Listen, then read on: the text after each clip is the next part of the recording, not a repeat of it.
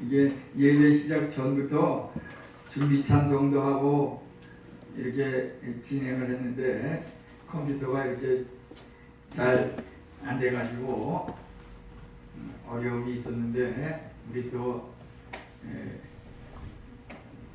집사님을 통해서 이렇게 또 잘 연결하게 하시고 하나님께서 은혜를 주셔서 이렇게 나오게 된 거 작은 거지만 참 너무 감사합니다.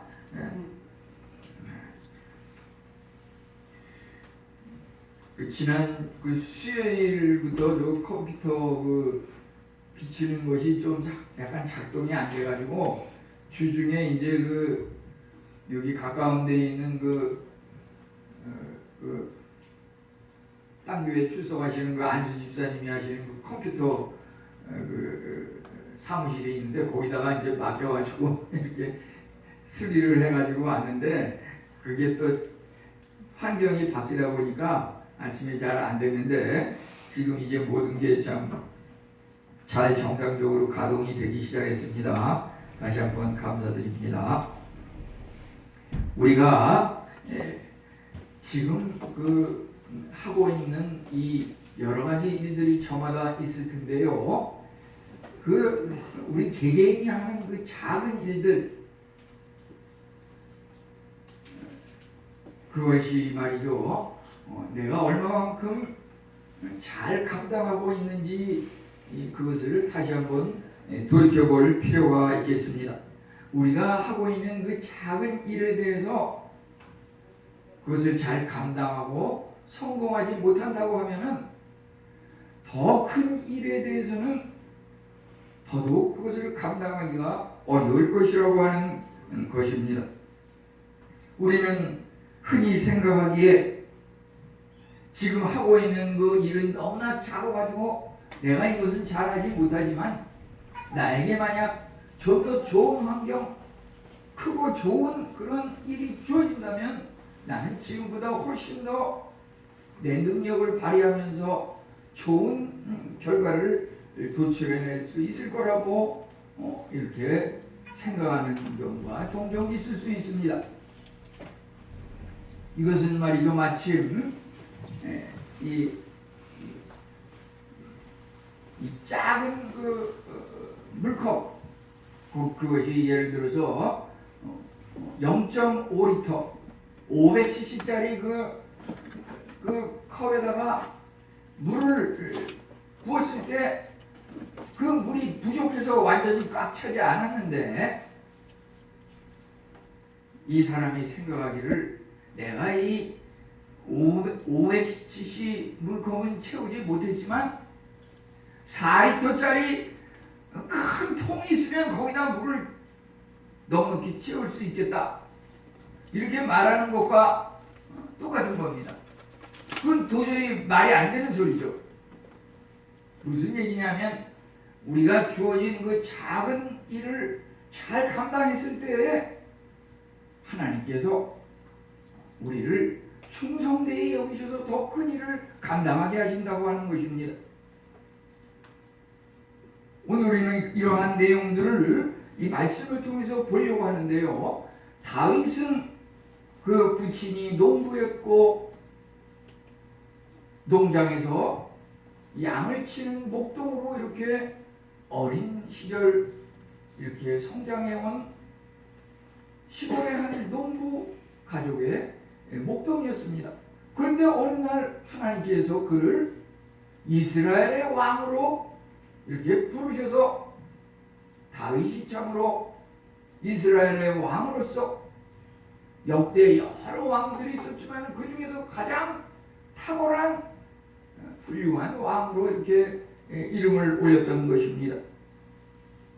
하나님께서 다윗과 세운 약속, 언약이 있는데 그것은 이제 다윗을 넘어서 그 아들 솔로몬에게 이어지고 또 솔로몬 이후에 여러 왕들을 거치면서 신약시대 예수 그리스도를 통해서 그 약속이 성취되어 가는 그것을 우리가 성경에서 보게 되는데, 이제 오늘날 예수 그리스도를 믿는 우리 개개인에게 이 약속의 말씀이 다 적용되고, 이 약속의 말씀은 다윗에게 한 언약이지만은 우리들 각자 나를 향한 그 다윗 언약이라고 하는 취지에서 우리가 제목을 이렇게 나를 향한 다윗 언약이다 이렇게 제목을 붙였던 것입니다.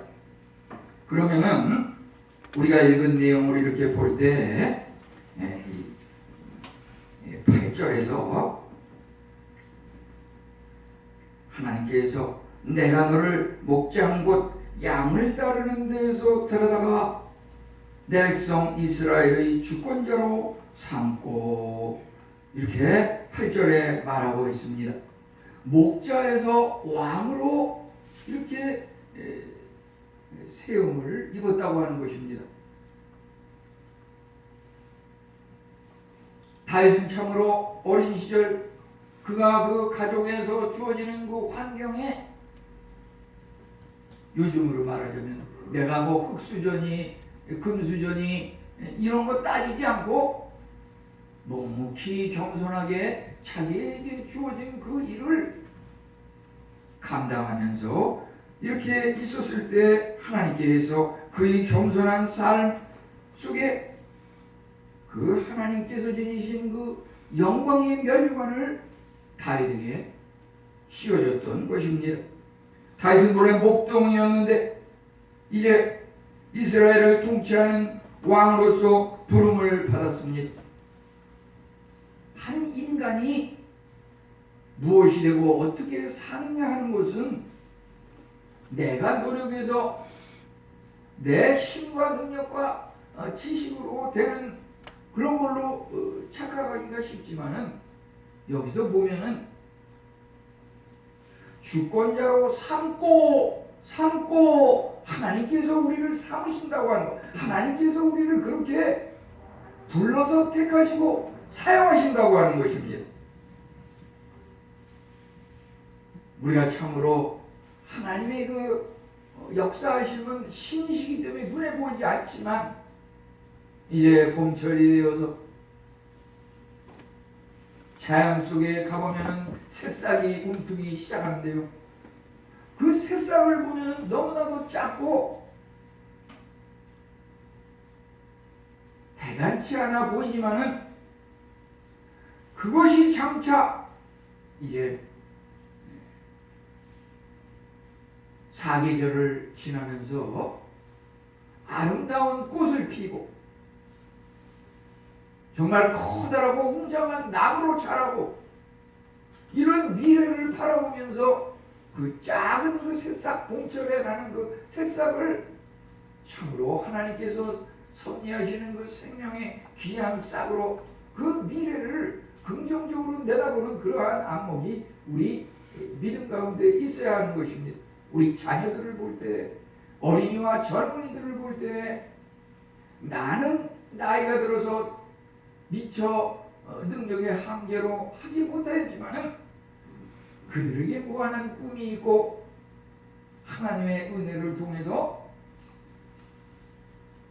일개 목동이 왕으로 된 것과 같이 우리 젊은이들과 자녀들이 우리가 이루지 못한 꿈들을 분명히 이룰 거라고 하는 그러한 하나님의 은혜와 섭리와 계획을 오늘 말씀을 통해서 우리가 바라볼 수 있어야 할 것입니다.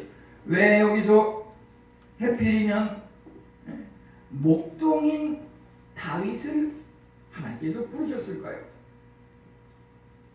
다윗이 우선 목동으로서 자기에게 주어진 그 일을 성실하게 잘 감당했다고 하는 것입니다. 또 목동은 그 양에 대해서 이사야 53장 6절을 보면은 저희가 다 양 같아서 그릇 행하여 각기 제 일로 갔거늘 하나님께서는 그 무리의 죄악을 그에게 담당시키셨도다. 우리 인간은 참으로 뿔뿔이 흩어져서 하나님의 말씀과는 전혀 상반된 다른 방향으로 거역하며 흩어져 방황하는 것이 우리의 삶인데 이제 하나님께서 예수 그리스도 어린 양을 부르셔서 우리로 하여금 그 십자가 보혈의 은혜에 힘입어서 다시금 주님 앞에 돌아올 수 있는 이 놀라운 특권과 은혜를 주신 것입니다. 우리가 참으로 그 뿔뿔이 흩어져 방황하는 그 양을 목동은 이제 해질녘이면 어둠이 완전히 칠흑같이 깜깜해지기 전에 그 양들을 모아가지고 확인해서 우리로 이렇게 이끄는 그것이 목동의 역할입니다. 한 나라의 그 이스라엘 백성, 한 나라의 그 지도자 왕의 역할이라고 하는 것도 결국 이스라엘 백성 뿔뿔이 흩어져 방황하며 온갖 문제투성이 속에서 삶을 어떻게 살아야 할지 묻는 그 사람들을, 그 백성들을 목동이 양을 이끌듯이 이스라엘 백성을 지도자로서 왕으로서 나라를 올바로 이끈다고 하는 것이 하나님께서 보실 때 그 목동으로서 양을 잘 이끌었던 그 다윗이야말로 정말 적임자구나. 작은 일에 충성한 그 다윗이야말로 지금 온갖 블레셋 족속의 그 침략으로 말미암아 말할 수 없는 짓눌림과 노예와 종의 핍박과 어려움을 겪는 이 이스라엘 백성을 회복시켜서 구원할 수 있는 올바른 지도자는 참으로 이 다윗이구나. 하나님께서 그래서 다윗을 택하셔서 이스라엘의 주권자로 삼으셨던 것입니다. 참으로 사악한 악마는 그 양무리들을 어떻게 해서든지 뿔뿔이 흩어지고 방황하게 만들 것입니다. 육신의 정욕으로, 안목의 정욕으로, 이생의 권력과 자랑을 향하여서 우리는 온갖 수단 방법을 향하여서 그런 것을 가리지 않고 악마의 이끌림에 휩싸이기가 쉽습니다. 그렇지만 예수 그리스도의 그 이끌림이라고 하는 것은 하나님께서 말씀을 통하여서 성령님의 은혜를 통하여서 우리를 이끄시는 그 이끌림이야말로 우리 인간이 도저히 상상할 수 없는 일개 목동을 왕으로 이끄시는 그 출애굽의 은혜가 바로 세상 온갖 악마와 세력 속에서 우리를 하나님께서 택하셔서 교회에 출석하게 하시고 예수님을 믿게 하시고 구원의 확신으로 기쁨과 즐거움의 삶을 살게 하시는 이것은 정말 목동에서 왕으로 신분이 향상되고 변화된 바로 그 은혜를 우리 각자 나를 향하여서 하나님께서 이렇게 다윗 언약을 통해서 우리에게 주고 계신 것입니다. 우리가 참으로 이론적으로는 학교에서 이렇게 배우지만 삶 가운데 사회생활을 할 때 보면 전혀 그것이 맞아떨어지지 않는 것으로 인해서 여러 가지 결과를 초래하는 것을 보게 됩니다.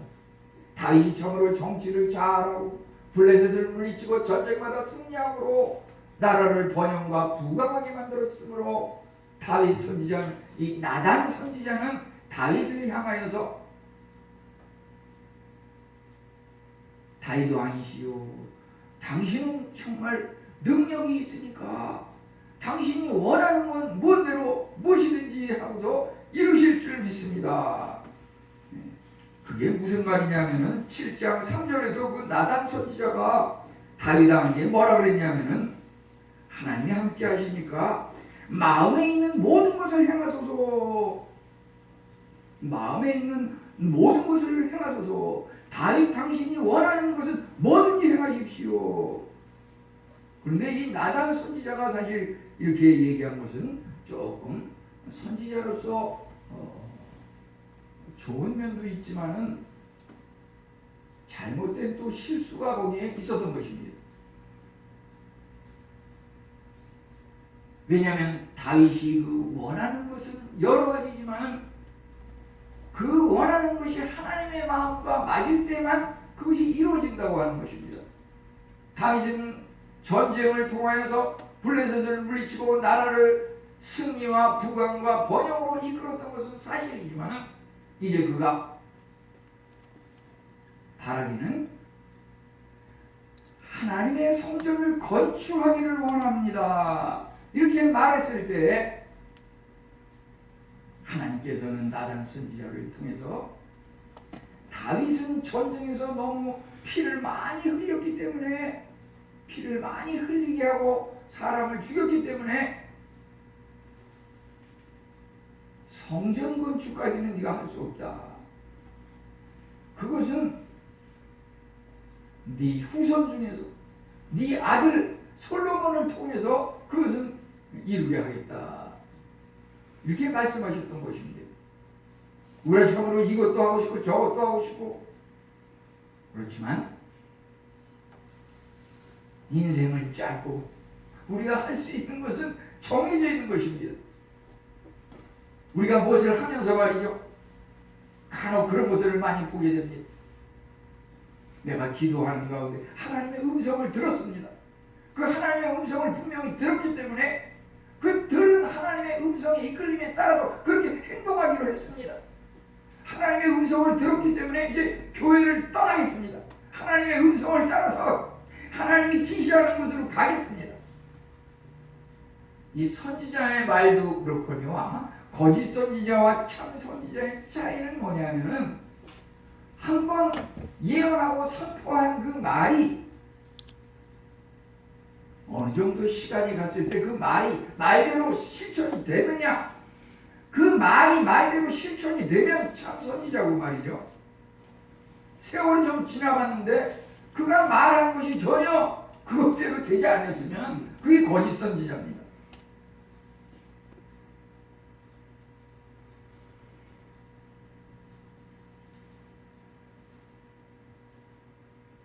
그래서 우리가 내가 하나님의 그 음성을 들었다, 그래서 그것대로 행한다 라고 하는 것이 어떤 교회의 화합과 인간의 마음의 위안과 발전과 연합과 이런 방향으로 나가는 것이 하나님의 어떤 음성과 응답이지,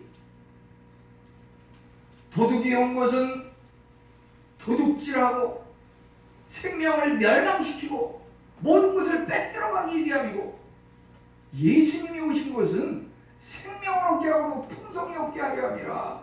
이거 말이죠, 하나님의 음성을 받았다 그러면 그 결과가 말이죠, 뭔가 단합이 되고 부강이 되고 부흥이 되고 발전이 되는 방향으로 나가야지.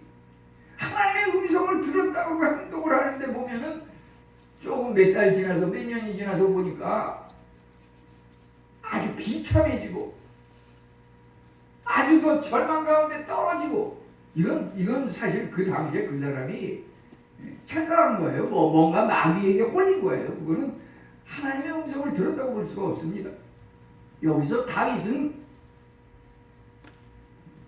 그가 죄악을 많이 범하였지만은 훌륭한 왕으로서 오늘도 이렇게 소개가 되면서 이야기할 수 있는 것은,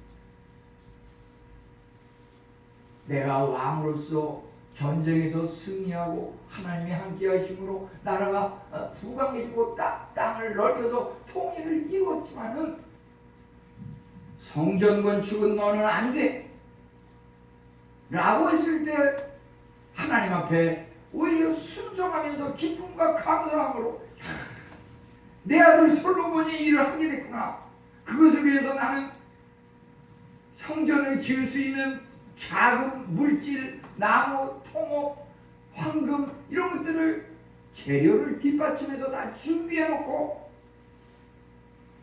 생전에 그것을 다 준비해놓고 이제 후손 아들이 솔로몬이 왕을 계승했을 때 그 아버지가 준비해놓은 그 재료를 가지고 성전 건축을 이렇게 하였던 것입니다. 그가 그만한 믿음과 겸손이 있었기 때문에 그렇게 할 수 있죠.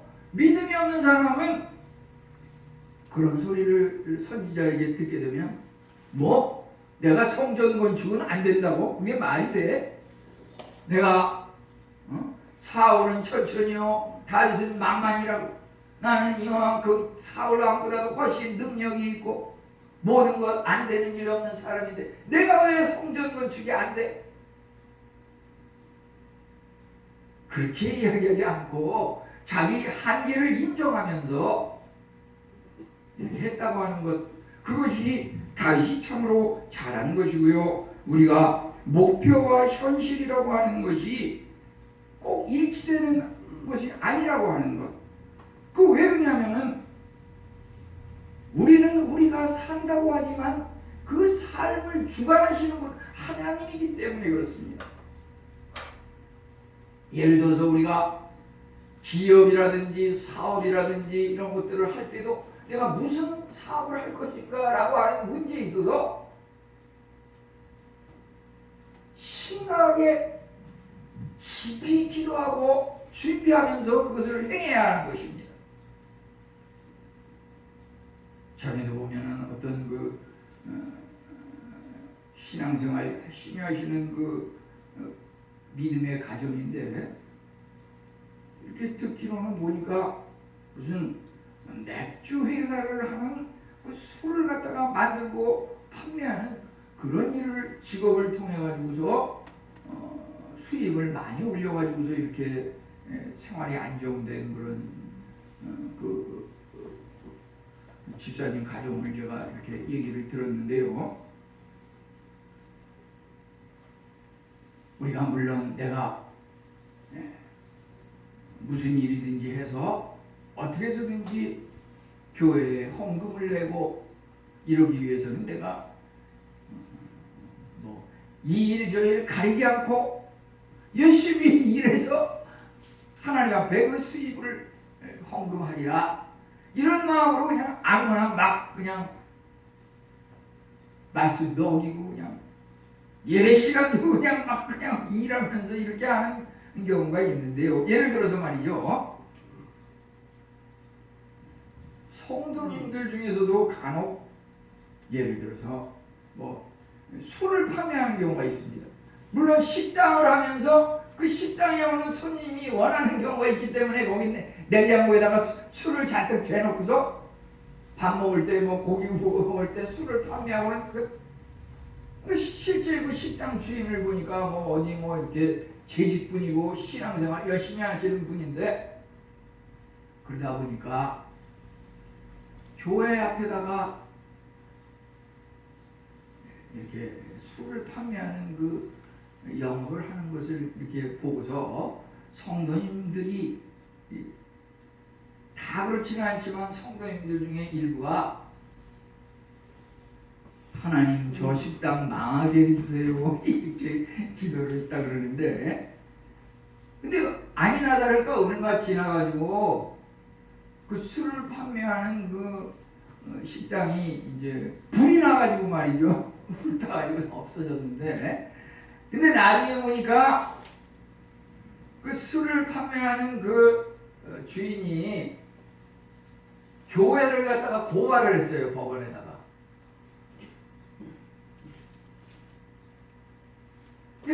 그 법원에 고발을 한 그 제목은 뭐냐면은 교회에서 자기네 그 술 판매하는 자기네 가게가 망하도록 기도해가지고 그래서 우리가 불이 나서 망했다, 손해배상을 교회에다가 청구를 했어요. 그러나 교회 대표가 이제 피고로 불려가지고 답하기를 뭐라 그랬냐면, 아니 그게 무슨 말이냐, 우리는 그냥 기도했을 뿐이지 우리가 기도했다 그래서 꼭 기도대로 꼭 되는 거냐, 그건 충분한 증거가 될 수 없다 이렇게 했는데, 우리 오늘 저기 다윗과 솔로몬의 얘기가 나오듯이 이 솔로몬이 참으로 지혜의 왕이고 재판에 아주 명석한 그런 판사와 같은 왕인데, 솔로몬이 이제 판결을 했습니다. 이 문제에 대해서 뭐라고 판결을 했을까요?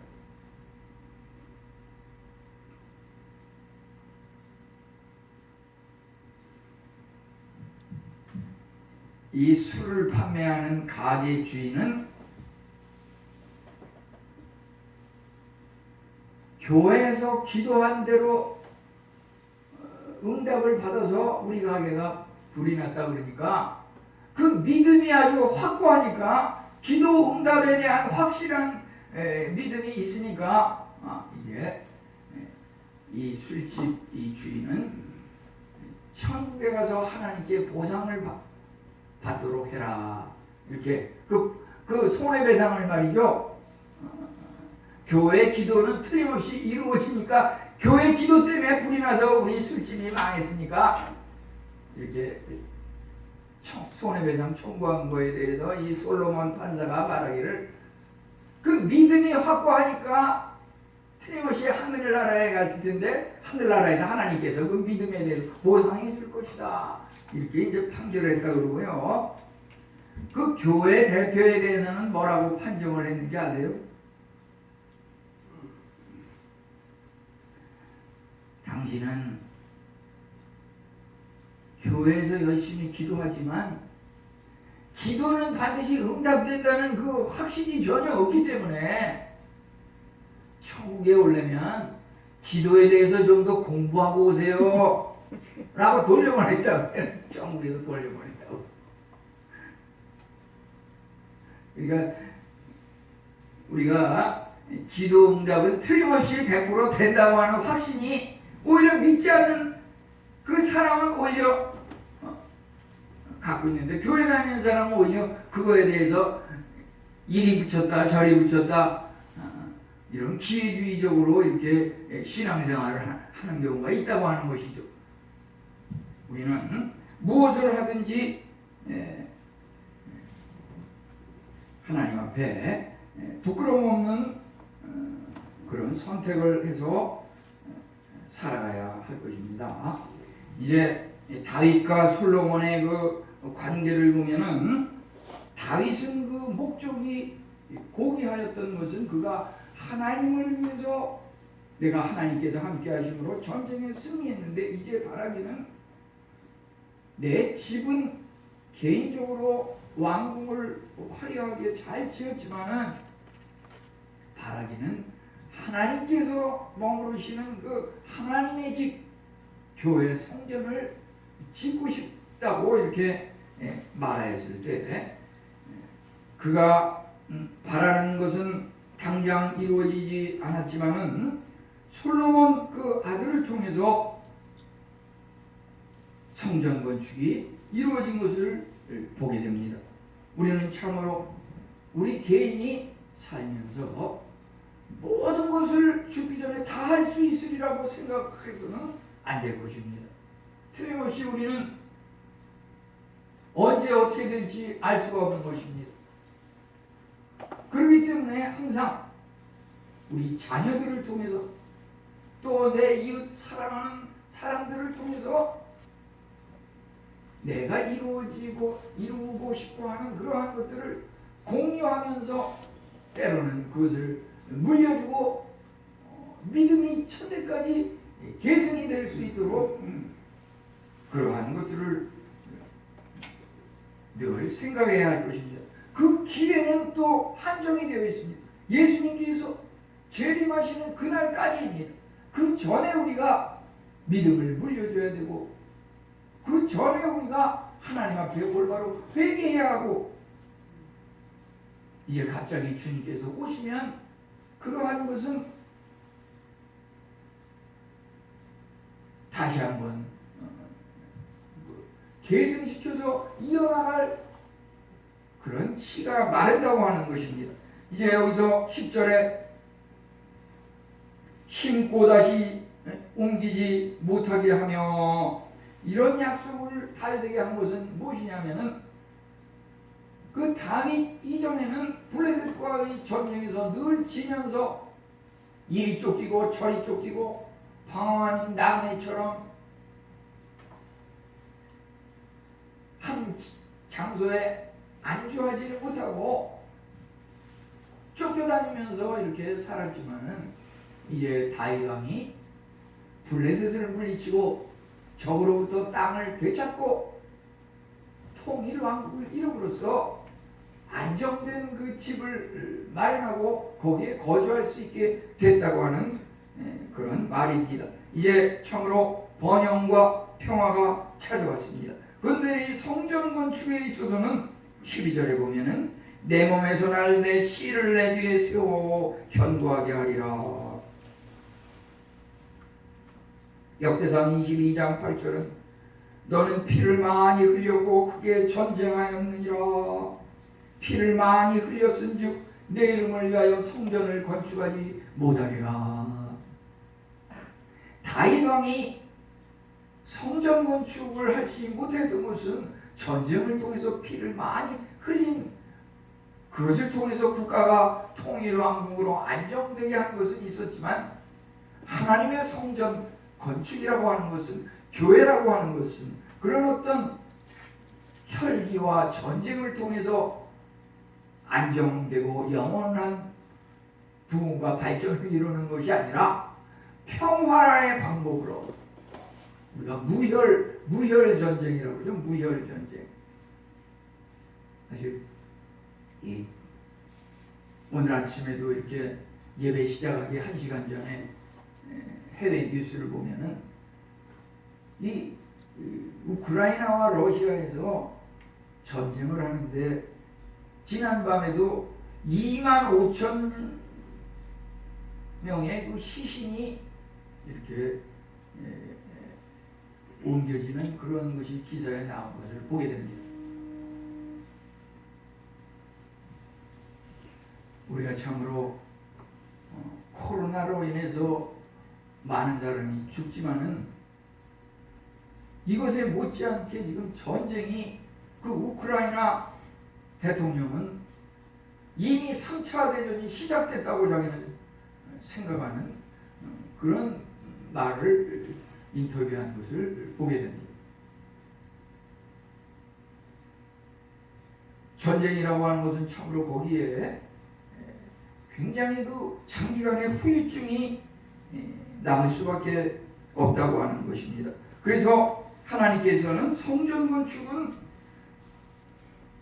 그 피를 흘린 전쟁에 능한 다윗을 통해서가 아니라 그것은 평화의 방법으로 그 아들 솔로몬을 통해서 이루기를 원했던 것입니다. 이 솔로몬이라고 하는 것은 그 이름의 뜻이 솔로몬, 우리 한번 다 같이 해보겠습니다. 솔로몬.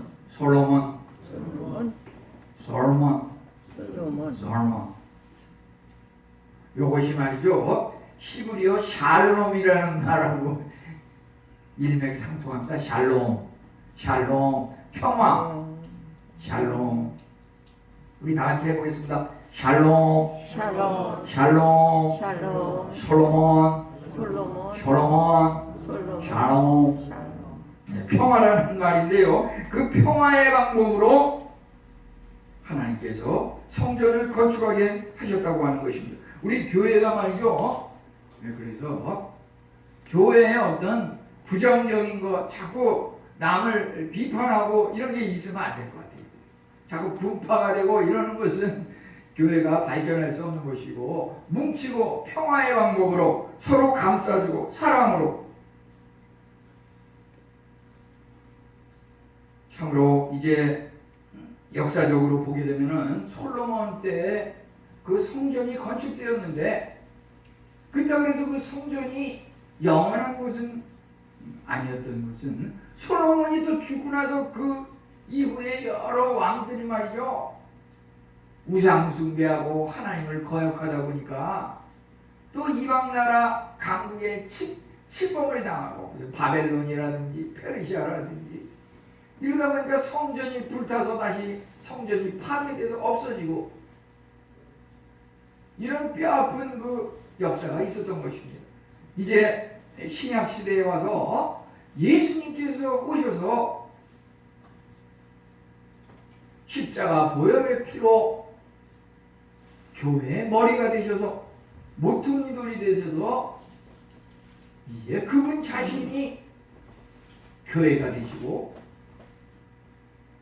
하나님께서 다윗을 통해서 한 그 집을 영원히 굳건히 세우리라고 하는 것이 다윗 때 안 되고 솔로몬 때 됐지만은, 그것이 또 완성된 것은 아니고 예수 그리스도를 통해서 그것이 또 견고해지는 것입니다.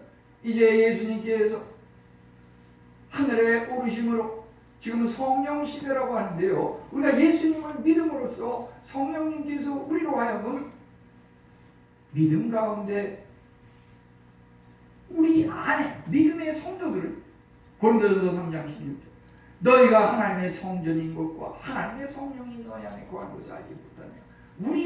우리 자신과 교회라고 하는 것이 하나님을 믿는 사람은 우리 자신이 교회이고 이 교회라고 하는 확고한 믿음이 드는 사람은 영원히 멸하지 아니하리라. 계속해서 부흥만이 발전만이 번영만이 있다고 하는 것입니다. 에베소 2장 20절은 그리스도 예수 안에서 친히 모퉁이 되니 돌이 되었느니라. 예수님께서 친히 교회가 되셨던 것입니다.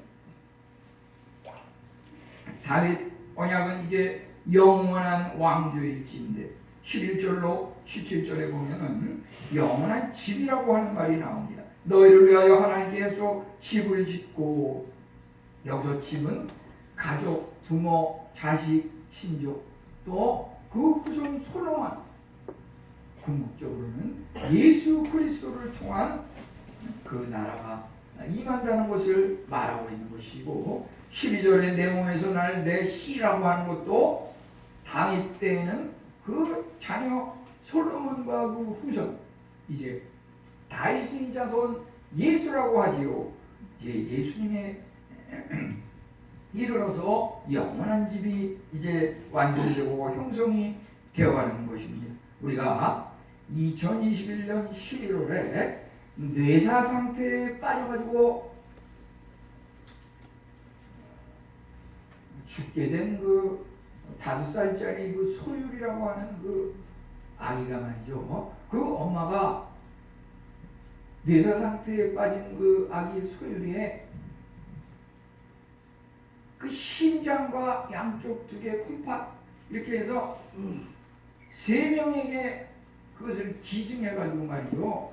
그 장기를 기증해가지고서 이제 3명의 어린아이를 살렸는데, 그 소율이 엄마가 하는 말이 내 아기는 죽었지만은 내 아기의 그 심장과 콩팥을 이식수술 받아서 지금 살고 있는 그 아이들을 볼 때 내 아이 소율이가 아직도 살아있다고 하는 그런 마음을 갖고 위로를 받게 된다고 이렇게 고백한 것이 기사에 나온 것을 봤는데요.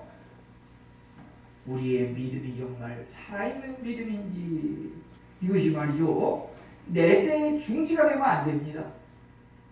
내 자녀를 통해서 우리가 참으로 죽기 직전까지 최소한 한 사람 이상은 내 신앙을 물려주고 하나님 앞으로 전도해서 인도하는 그 일을 집중 투자해서 그것을 이루어야 할 것입니다. 다니엘서 12장 3절에 보면 많은 사람을 하나님 앞으로 인도하는 자는 하늘의 별과 같이 빛나리라고 이렇게 말씀하셨는데, 하나님께서 우리에게 약속하신 그 상급 중에서 하늘의 별과 같이 빛나는 그 다니엘과의 그 약속, 그것이야말로 우리가 추구해야 할 것이 아닌가 싶습니다.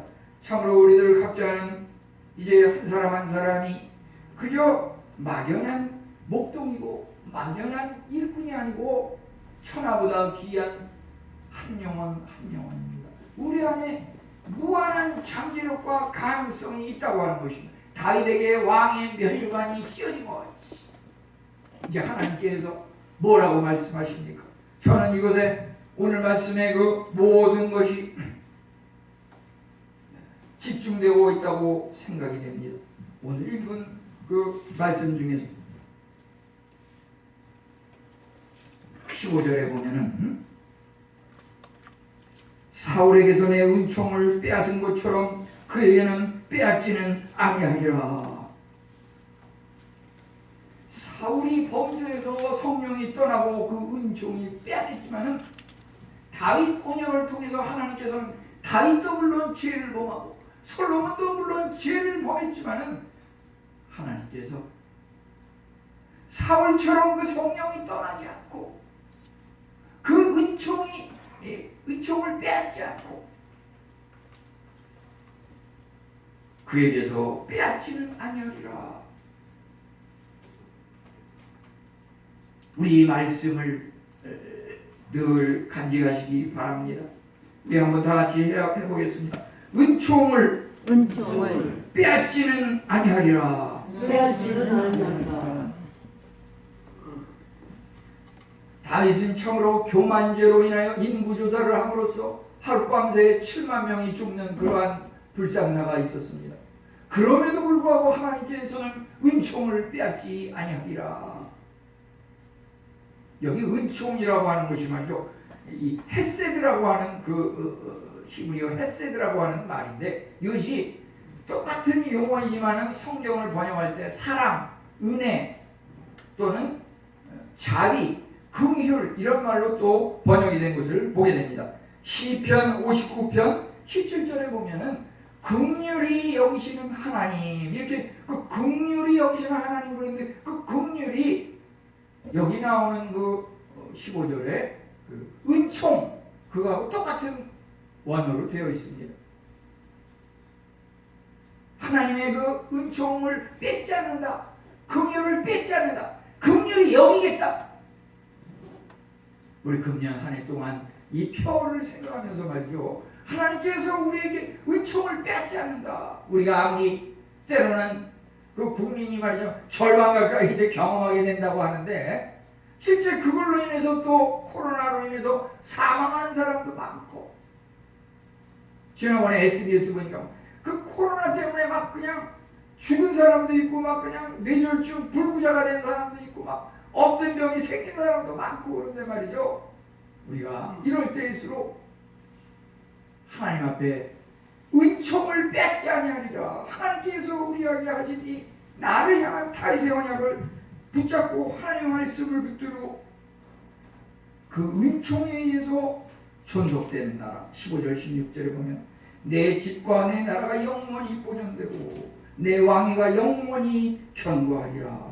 우리 오늘 이 시간 말이죠, 우리 다 같이 머리 숙여 눈 감고 머리 숙이겠습니다.